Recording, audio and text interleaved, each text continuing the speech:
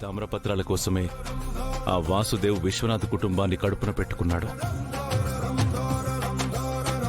చివరికి మన రామాని కూడా చంపాలని చూశాడు.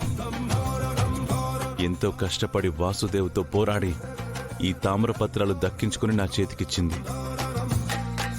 ఇప్పుడు ఈ తామ్రపత్రాల్లో ఏముందో తెలుసుకోవాలి.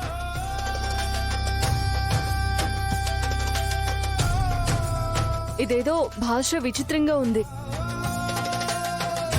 మీకు అన్ని భాషల మీద పట్టుంది కదా, ఒకసారి చదివి చూడండి. ఇది కొన్ని తరాల ముందు మన పూర్వీకుల వాడుకలో ఉన్న భాష అయి ఉంటుంది. ఈ లిపి అలాగే ఉంది. మరి ఇప్పుడు ఈ భాషని ఎలా డీకోడ్ చేస్తారు పెదనాన్న? ఇప్పటికీ ఇలాంటి భాషలను తర్జుమా చేయడానికి కొంతమంది పండితులు ఉన్నారమ్మా. వాళ్ళని వెతికి పట్టుకోవాలి. ఇప్పటికిప్పుడు వాళ్ళని ఎలా పట్టుకోగలం పెదనాన్న? పురావస్తు శాఖలో పనిచేసే వాళ్లకు కూడా ఈ భాష మీద పట్టుంటుందమ్మా.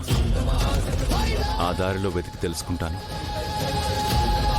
ఇప్పుడు ఈ తామర పత్రాలు మీ చేతికొచ్చాయన్న విషయం ఆ వాసుదేవ్కి తెలిసిపోయి ఉంటుంది కదా పెదనాన్న? ఆలోచిస్తుంటే ఇదేదో చాలా పెద్ద విషయం అనిపిస్తోందండి. దీని వెనక చాలా పెద్ద ప్రమాదం పొంచి ఉన్నట్టు అనిపిస్తోంది. దీన్ని మనం గవర్నమెంట్ వారికి అప్పగించేస్తే వాళ్లే చూసుకుంటారు కదా. లేదు జానకి, ప్రభుత్వ అధికారులను కూడా కొనగలిగే పవర్ ఆ వాసుదేవుకుంది. చట్టాన్ని, ప్రభుత్వాన్ని తన గుప్పెట్లో పెట్టుకోగలడు. కాబట్టి ఇప్పుడు మన ఊరి దేవాలయాన్ని కాపాడుకోవాలంటే మనం ధైర్యంగా నిలబడాల్సిందే. వాసుదేవ్ ఏ నిధి కోసమైతే మృగంలా మారి మనుషులను చంపుకు తింటున్నాడో ముందా నిధిని బయటికి తీయాలి.